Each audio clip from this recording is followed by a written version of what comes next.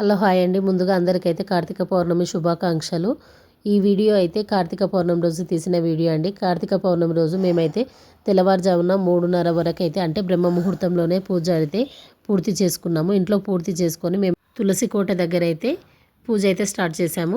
చూడండి, తులసి కోట దగ్గర అయితే మేమైతే ఉసిరి దీపాలు అయితే వెలిగించాము.